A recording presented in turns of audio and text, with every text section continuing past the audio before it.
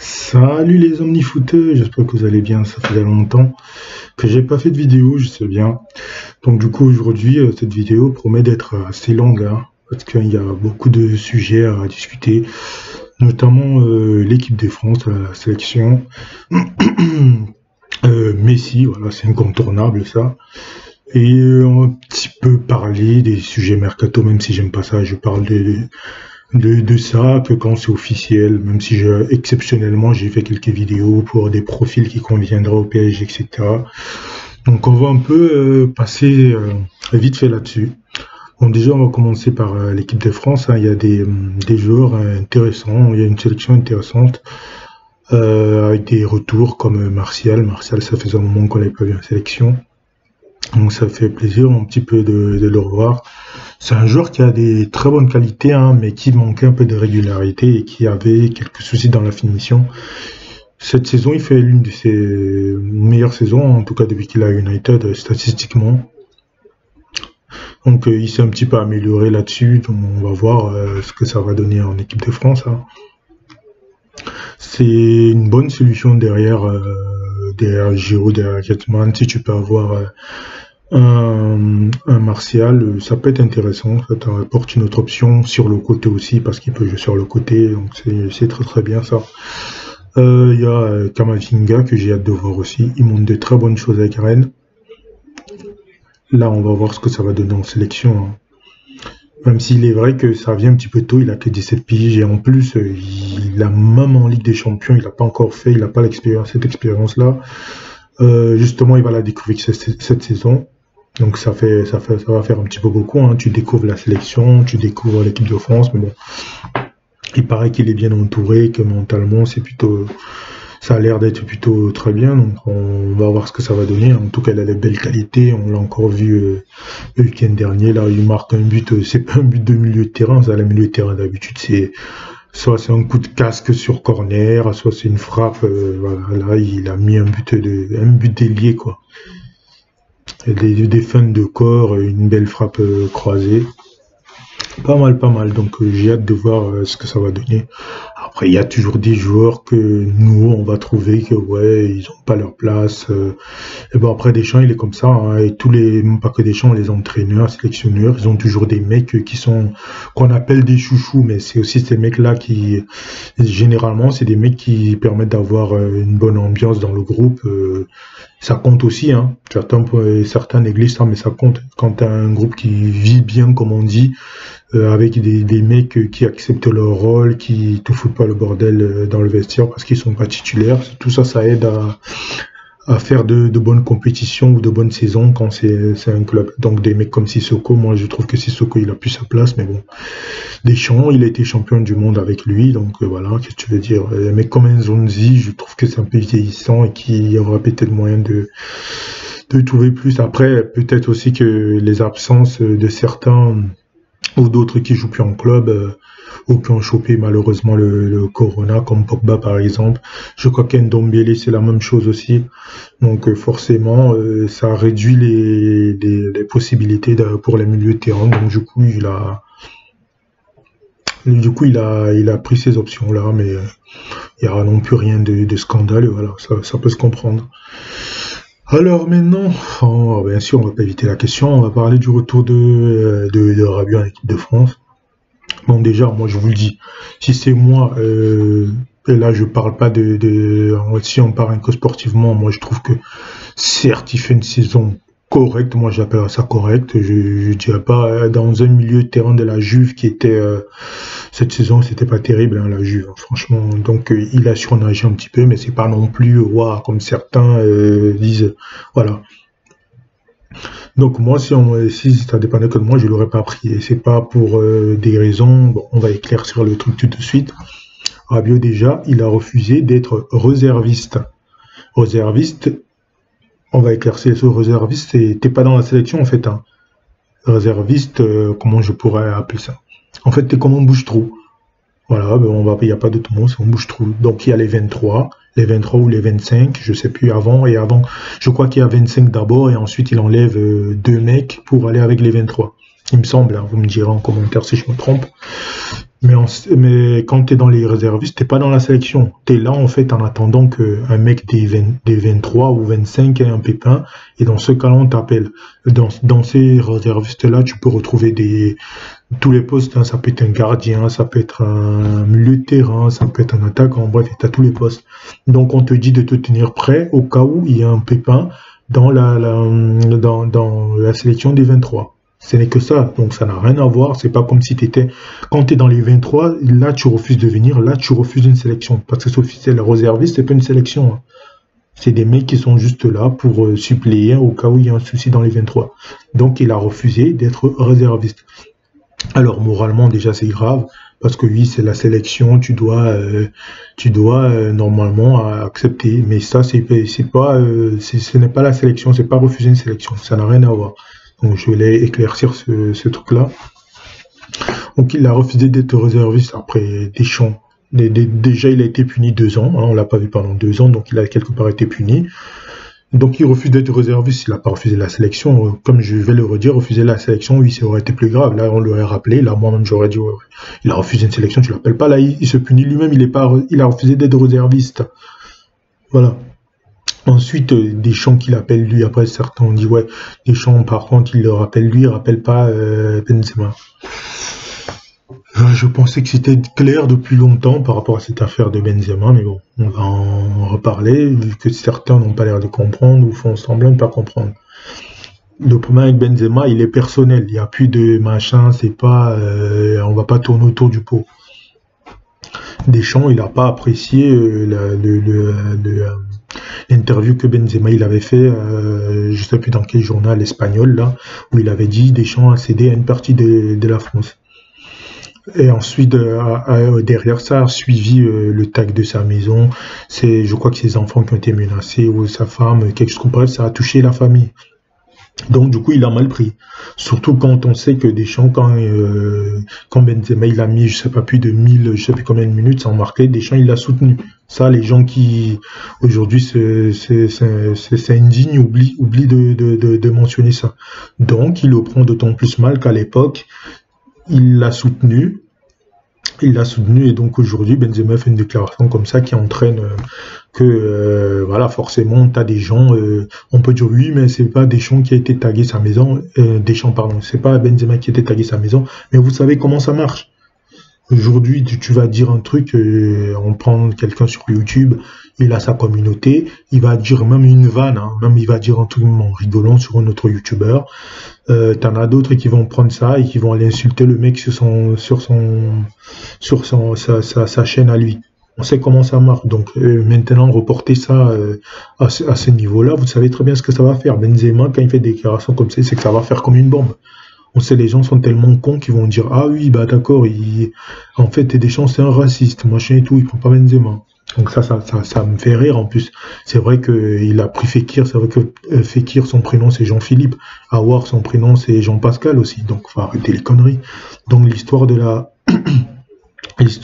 racisme ne tient pas debout une seule seconde.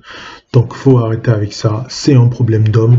Deschamps il n'a pas digéré que Benzema dise qu'il a assez d'une partie de la France et qui revient à dire que Deschamps est quelque part raciste. On va pas tourner autour du pot. C'est comme aujourd'hui si quelqu'un traîne par exemple avec des voleurs et t'as un gars qui dit ah oui bah de toute façon toi tu traînes avec des voleurs, donc il sous-entend que tu es un voleur. C'est une manière c'est même s'il ne le dit pas mais s'il ne pense pas, les gens ils vont comprendre comme ça. C'est comme ça que Deschamps il a pris. Après certains comprennent ou on comprend pas. Moi j'ai dit si vous êtes abonné à ma chaîne et que vous suivez aussi AZ, vous avez suivi lundi, ce que j'ai dit moi à la place de Deschamps je l'aurais pris pareil. Un mec que tu as défendu, voilà, il fait une déclaration comme ça et puis ça entraîne en ce que ça touche ta famille, je l'aurais mal pris aussi. Donc on va pas se mentir. Après ceux qui essaient de faire des raccourcis, ouais il est raciste, faut arrêter les conneries. Votre truc il est démonté, il appelle Fekir, il appelle Aouar, voilà. Comme j'ai dit, il s'appelle pas, leur prénom c'est pas Jean-Christophe ou Jean-Philippe, c'est bien des rebeux, donc faut arrêter les conneries. Il y a des renards à l'équipe de France qui sont des musulmans, il y en a qui se sont convertis comme Pogba, donc faut arrêter les polémiques inutiles. Il a pas pris Il n'a pas pris Benzema et il ne le prendra plus parce que il a été touché dans son amour propre. C'est un problème d'homme en fait. Il n'y a personne qui veut lâcher. Benzema dit que Deschamps l'a jamais appelé pour s'expliquer. Deschamps dit la même chose. C'est un problème d'homme. Donc, faut arrêter de faire des raccourcis dégueulasses. Voilà. Les gens, ils parlent de racisme à tort et à travers. Il y a des gens qui vivent des vraies situations de racisme tous les jours. Donc, faut arrêter de mélanger ce genre de choses. Donc, bref, ceci étant dit. Maintenant, on va parler du sujet Messi, parce que voilà, Messi, c'est comme pour CR7, hein. Moi, j'ai dit à Paris, j'en veux pas. Voilà, ceux qui sont là à dire oui, machin, mais Messi. Et les gars, c'est vous les mêmes qui, vous savez, tout ce qu'on a des problèmes, que ce soit au poste de latéral droit, que ce soit au poste de numéro 6. En attaquant, on a des postes à combler, et vous voulez qu'on aille chercher Messi. Messi, je rappelle que il prend au niveau salaire, il prend 80 millions. 80 millions bruts hein, au Barça par année. Donc tu ramènes un mec comme ça, ça veut dire le mec à lui seul, il va accumuler les deux salaires d'Mbappé et comment ça s'appelle, les Neymar réunis. Et encore et en plus on doit essayer de les renouveler ces deux-là. Donc si tu veux faire venir Messi pour les renouveler, ça va être compliqué. Donc pour moi c'est non. C'est comme pour CR7 et encore une fois je vais préciser vu qu'apparemment on est obligé de préciser aujourd'hui. Je ne discute pas le talent de Messi, hein, on connaît son talent, mais aujourd'hui, il a 33 piges, on a d'autres priorités. Ce qu'il a à City en aura plus besoin que ce soit au niveau de la notoriété, à l'image à l'international, parce que City aujourd'hui, leur problème, c'est qu'ils ont plein de bons joueurs. Tu as De Bruyne, tu as les Bernardo Silva, tu as des Sterling, c'est des bons joueurs, mais c'est pas des stars. C'est ça, il manque aussi ça à City. Vraiment des joueurs qui, quand tu vas à l'international, on dit ah oui, lui, machin, il fait vendre des maillots, etc. Il leur manque ça. Donc s'ils prennent Messi, City, ce sera très très bien pour eux sur ce plan-là, en plus de la qualité technique et tout ce qui va avec de Messi. Donc voilà, pour ça, moi j'en veux pas. Et maintenant, on va parler de Savic. Savic, je sais pas. On a besoin d'un numéro 6, on va encore aller chercher un numéro 8. Je ne comprends pas où le club va aller, j'espère que ça va pas se faire, parce que sinon on va pas en sortir. Même si on a Paredes qui peut jouer en 6, mais Paredes c'est un, comment ils appellent ça les Italiens? C'est un numéro 6, mais un régiste, hein. C'est un espèce de meneur de jeu en retrait. Voilà, à la Busquets. Mais nous, ce qu'il nous faut, c'est quelqu'un comme Casemiro et grand de taille. Donc, j'avais fait une vidéo sur les profils qu'il nous fallait à ce poste-là. J'ai parlé de Thomas Partey et de Ndidi de Leicester. Il nous faut des mecs solides qui sont là pour casser le jeu de l'adversaire. On n'a pas besoin d'un mec devant la défense pour créer. On a déjà ça. On a Paredes, justement, t'as Paredes. Si à un moment donné, dans le match, tu as besoin d'un joueur qui va t'aider à mieux ressortir les ballons, tu peux le mettre lui. Donc nous, on a besoin d'un mec vraiment destructeur, un mec qui est là pour casser le jeu de l'adversaire. C'est de ça qu'on a besoin, pas d'un...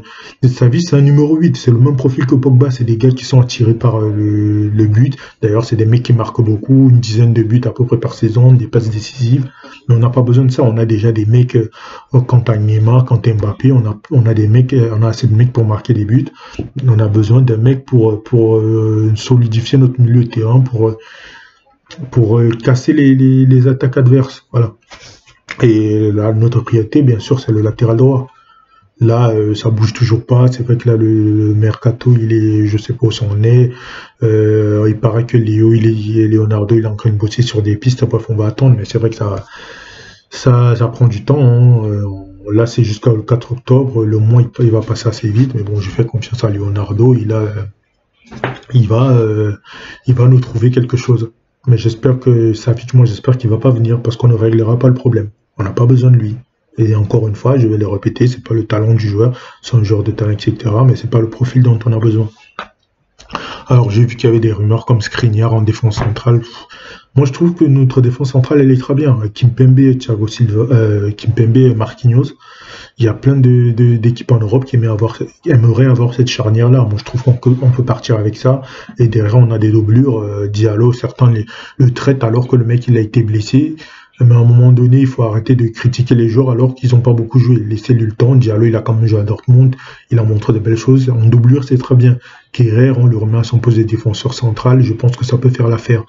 Comme certains Mtaïd, Kerrer, c'est peut-être pas un latéral droit, mais en défense centrale, c'était plutôt pas mal.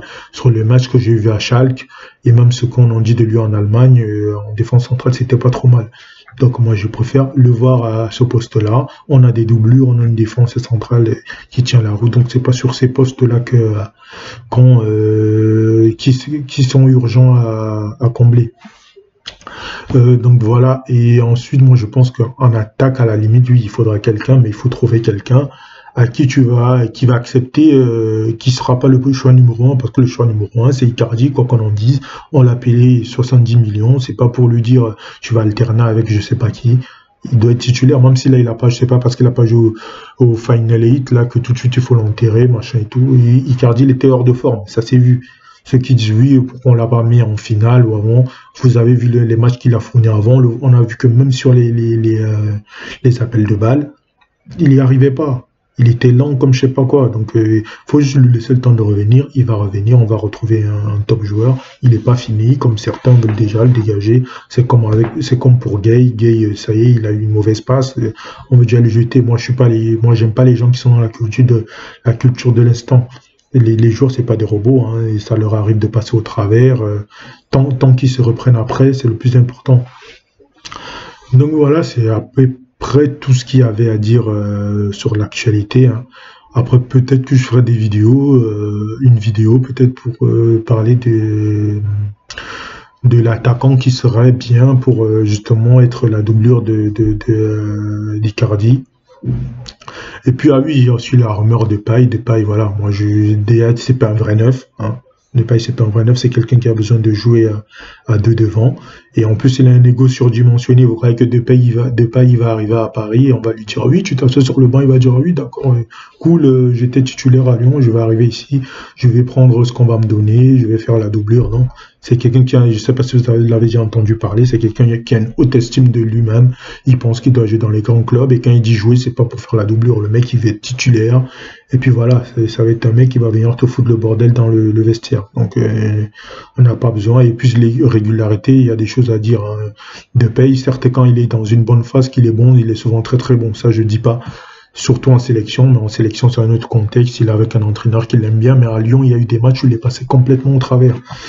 Donc, ce genre de mec-là, moi, je n'en veux pas à Paname. Il faut trouver il y a d'autres profils à trouver. Donc, comme je l'ai dit, je ferai une vidéo pour voir les attaquants qu'on peut trouver en doublure et qui seraient bien et qui ne nous poseraient pas de problème, qui accepteraient leur rôle comme Choupo a pu l'accepter. Et puis voilà. Voilà, c'est la fin de cette vidéo. Si elle t'a plu, tu lâches un petit pouce bleu, tu commentes, tu partages, tu t'abonnes si ce n'est déjà fait, sans oublier d'activer la clochette des notifications. Et selon le moment où tu regardes cette vidéo, je te souhaite une bonne journée ou une bonne soirée. Et puis nous, on se retrouve très très vite pour un nouvel avis franc holistique. À très très vite, les omnifootés. Ciao.